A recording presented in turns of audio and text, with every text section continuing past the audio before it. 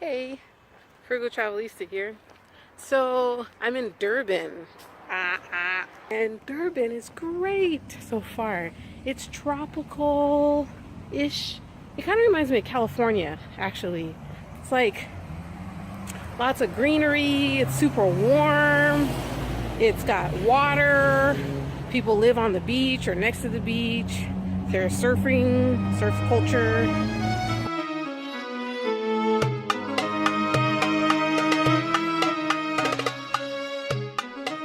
And Durban is a city north of Pretoria, and Pretoria is north of Johannesburg, and Johannesburg is north of Cape Town.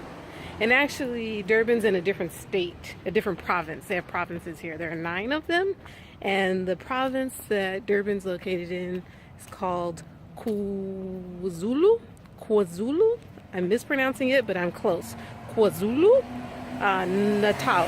So it's two words, and that province is different than the Gauteng province, which is where Pretoria and Johannesburg are, and then Gauteng is a different province than where Cape Town is. So literally, the Cape Town's in the Western Cape.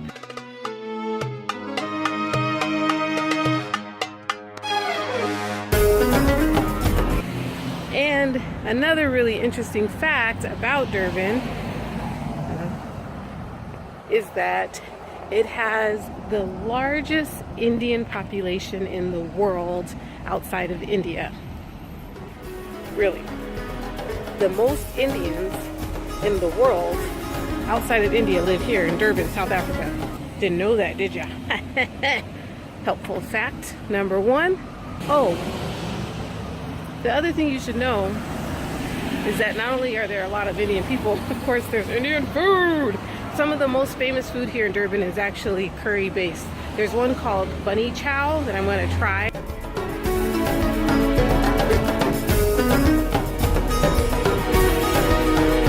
There's like all kinds of, there's worlds of curry, like restaurants called World of Curry, House of Curry, da da da. I'm so excited. So I've never been to India, but it's kind of cool to be hanging in a city where there's a huge Indian influence.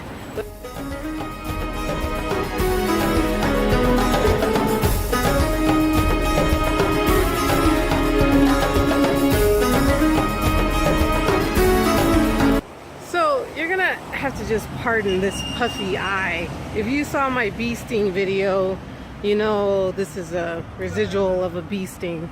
But back to the fact that Durban has the most Indian people outside of India. Another interesting fact I learned about South Africa is that this is the only country in the entire continent that actually imported slaves or enslaved people. And the importing of enslaved people did not begin with Africans, black Africans, like the world thinks.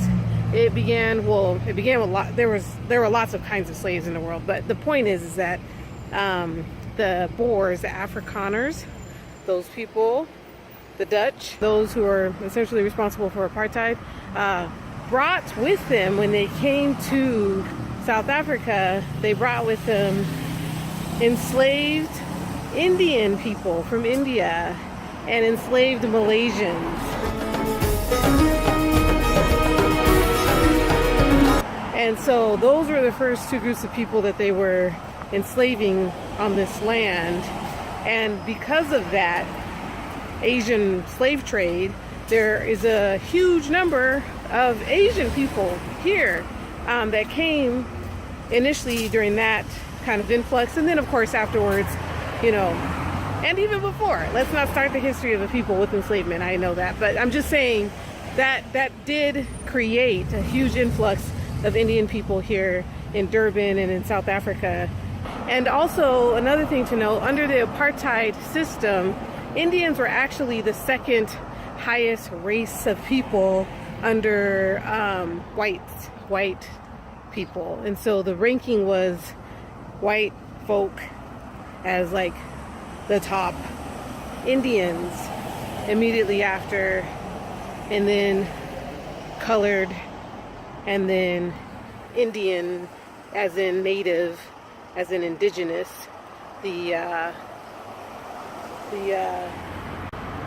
What are the name of the indigenous people? The Sun people call them the Sun people, but the name that they call themselves, I just can't recall what it is.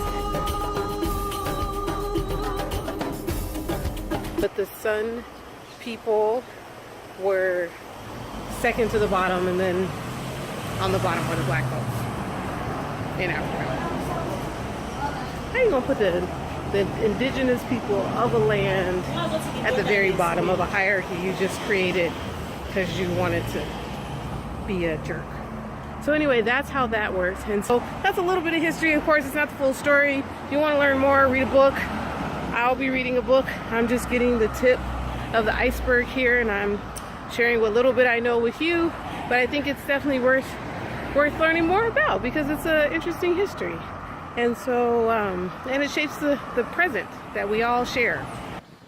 I'm in front of the Moses Mapida Stadium, which is one of the jewels here in Durban. It's an architectural kind of highlight. It's beautiful. It's a beautiful stadium. We just got done with this amazing exhibit. I'm going to fill you in. It's well worth it. It's here at the Moses Mapida Stadium, and it's only 20 rands.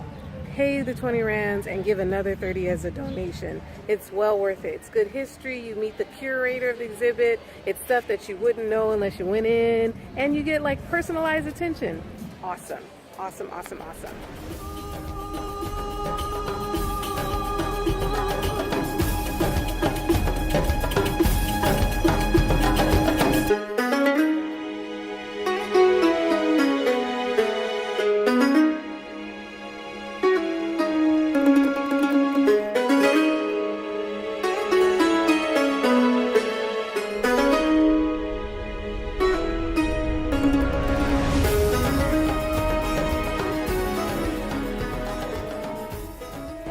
uyabona nabanye banamawivu nje asifani kuhle umuntu wenza into yakubo ngithi sikhululekeni. Are you guys ready for some sponsor? These are like the best sponsor dancers you'll ever come across in the city. 4, 3, 2,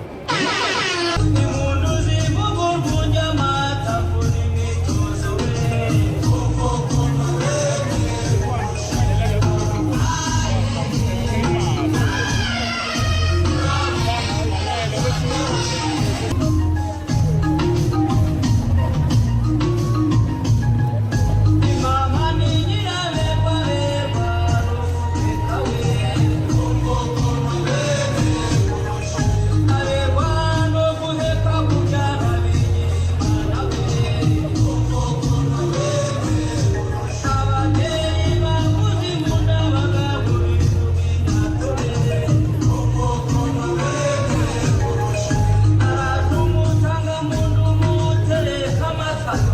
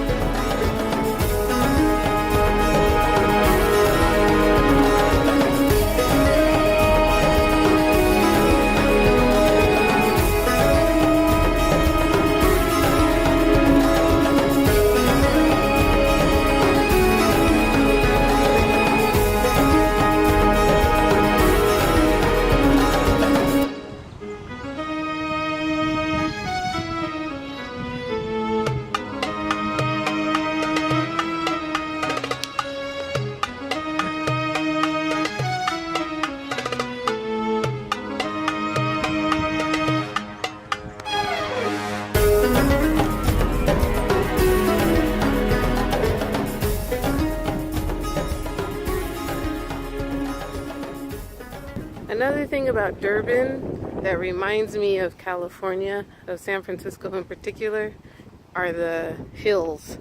There are hills everywhere. You could climb up hills and down hills for days on end in this city. And in the background you can see the water, just like you can in San Fran.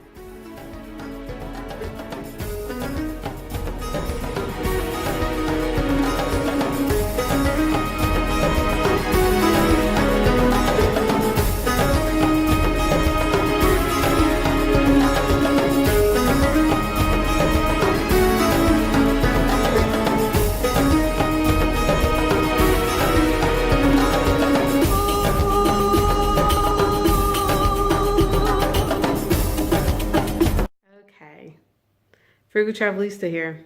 Over and out.